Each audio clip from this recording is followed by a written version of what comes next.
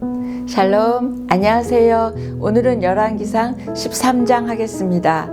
13장은 익명의 하나님의 선지자가 유다에서부터 여로보암이 세운 베델 제단에 찾아와서 장차 이 제단이 파괴될 것을 예언하는 내용으로 시작합니다. 1절은 하나님의 선지자가 베델에 왔을 때 여로보암은 제단 곁에서 분향을 하고 있었다, 이렇게 표현합니다. 문제는 그 제단이 있는 곳이 베델이라는 점입니다. 원래 베델에 있어서는 안 되는 거였잖아요. 여로보암은 백성들이 예루살렘에 있는 성전에 가서 제사하는 것을 원천 봉쇄하려고 북왕국 최북단의 단과 또 최남단의 베델에 금송아지를 만들어 놓은 것을 우리는 지난 12장에서 보았습니다. 하나님의 사람이 하는 말이 2절과 3절인데요.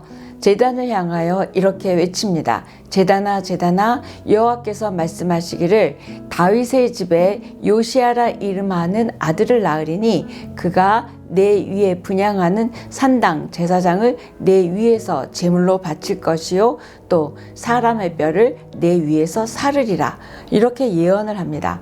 이때 그 제단에서 분향하는 제사장이 그 제단에 바쳐진다는 말은 장차 그 제단에 무너지고 또 그 제단이 망한다는 것을 말합니다.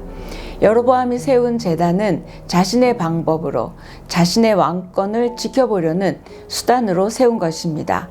하나님을 버린 여로보암의 대책이고 여로보암의 꾀입니다. 여로보암이 생각한 죄의 방식과 여로보암의 대책을 무너뜨리겠다는 하나님의 계시의 행동입니다. 요시아는 예언대로 300년 후에 태어나서 실제로 종교개혁을 통하여 이 예언대로 실행하는 것이 앞으로 열왕기서 이후에 나오게 됩니다. 하나님의 말씀은 이렇게 사건이 되고 또 하나님의 말씀은 이렇게 현실이 되는 것을 보게 됩니다. 그러나 여로보암은 이러한 예언도 믿지 않았고 또 그렇게 있을 징조도 믿지 않았습니다. 그것이 4절인데요. 여로보암 왕이 하나님의 사람이 베델에 있는 제단을 향하여 외쳐 말함을 들을 때에 제단에서 손을 펴서 그를 잡으라, 이렇게 외쳤습니다. 그런데 그 손이 말라붙어서 움직이지 않았습니다. 그렇게 했을 때 바로 그때 성경은 징조대로 제단이 갈라지며 제단에서 재가 쏟아졌다고 표현합니다. 여로보암은 그렇게 되니까 하나님의 선지자에게 여호와께 은혜를 구해서 내 손이 다시 성하게 해달라고 기도해달라고 이야기합니다. 하나님께서는 여로보암에게 왕이 될 것을 말씀해 주셨었죠. 그리고 얼마나 하나님의 말씀이 정확한지 누구보다 여로보암은 잘 알고 있었기에 이렇게 하나님께 기도해서 내 손을 풀어달라고 하나님의 선지자에게 부탁하는 모습을 보고 웃음이 나옵니다. 여로보암은 자기가 만든 제단, 또 자기가 만든 신에게 부탁하는 것이 아니라 자기가 버린 하나님께 은혜를 구하고 있습니다. 그 결과 왕의 손이 다시 회복되어지고 성하여져서 전과 같았다라고 표현합니다.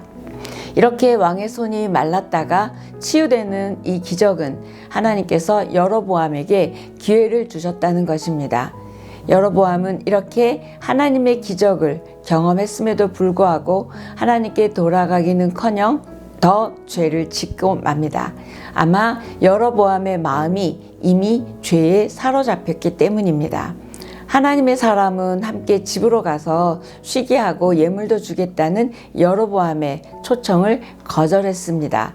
하나님의 말씀이 떡도 먹지 말고 물도 마시지 말고 왔던 길로 되돌아가지 말라고 하셨기 때문에 난 그렇게 할 수 없다 말했지만 아쉽게도 베델의 늙은 선지자의 거짓말에는 속아서 하나님의 명령을 어기게 됩니다. 이것을 범죄로 여긴 하나님께서는 이 선지자가 사자에 물려 죽게 합니다. 죄로 이끄는, 범죄로 이끄는 유혹의 속성에 대해서 교훈을 주고 있습니다. 이렇게 하나님의 사람임을 내세우며 거짓말을 할 때 쉽게 넘어가는 그 하나님의 선지자를 보면서 우리도 그렇습니다. 이단이 성경을 또는 하나님을 가지고 대들 때 우리는 넘어가는 많은 사람들을 보게 됩니다. 분명한 하나님의 말씀을 절대적 기준으로 삼을 수 있는 우리여야 할 것입니다. 하나님의 사람에게 하나님의 책망과 심판이 임해서 죽고 말았잖아요. 그래서 시체가 내 조상의 묘실에 들어가지 못하리라는 말씀이 나옵니다. 이 말은 유다에 다시 돌아가지도 못하고 평안한 죽음을 맞이하지 못할 것을 의미합니다.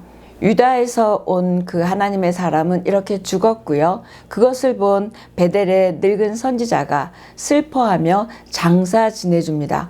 자기에게 속아서 그렇게 됐잖아요. 아마 충격을 먹은 것 같고 하나님의 말씀대로 되어지는 것을 보고 이 베델의 늙은 선지자는 변하고 맙니다. 그래서 자기 아들들에게 내가 죽으면 내 뼈를 그 선지자의 곁에 두라고까지 말할 정도로 변합니다.